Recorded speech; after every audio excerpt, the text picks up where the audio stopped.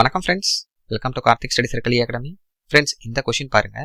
5 divided by 5 divided by 5 divided by 5 divided by 5 இந்த எக்ஸ்பிரஷனோட value கேட்குறாங்க. ரொம்ப ரொம்ப ரொம்ப important question and important concept இப்போ நாம டிஸ்கஸ் பண்ண போகிறோம். ஃபுல்லாக பாருங்க. ஓகே, சி ஃப்ரெண்ட்ஸ், ஃபர்ஸ்ட் 5 இருக்குல்ல, போட்டுக்கோங்க.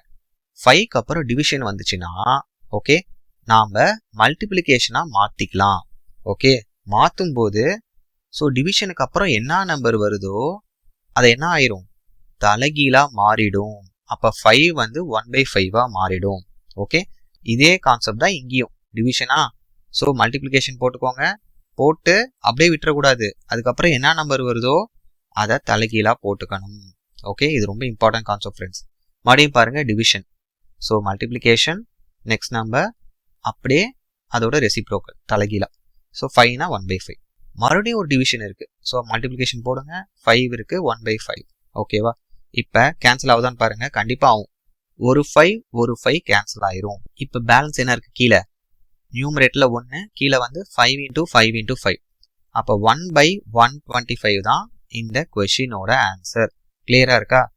இன்னொரு ட்ரிக்கும் சொல்லுவாங்க இந்த கொஷினுக்கு, அதை நான் இப்போ சொல்லிடுறேன். இங்க பாருங்க ஃப்ரெண்ட்ஸ், இந்த மாதிரி எல்லாமே டிவிஷன்ல வந்துச்சுன்னா ஓகே, ஃபர்ஸ்ட் நம்பர் இருக்குல்ல அதை மட்டும் நியூமரேட்டர்ல போட்டுக்கோங்க. அப்புறம் எல்லாமே டிவிஷன்ல தானே இருக்கு. பாருங்க, 4 டிவிஷன் இருக்கு. நீங்க என்ன பண்றீங்க, ஒரே டிவிஷனா போட்டுக்கோங்க. போட்டுட்டு மீதி என்னென்ன நம்பர்ஸ் இருக்கு, 5 5 5 5 இதெல்லாம் மல்டிப்ளை பண்ணி கீழே போட்டுக்கோங்க. ஸோ 5 × 5 × 5 × 5 அவ்வளோதான். இப்போ பாருங்க, கேன்சல் பண்ணுங்க.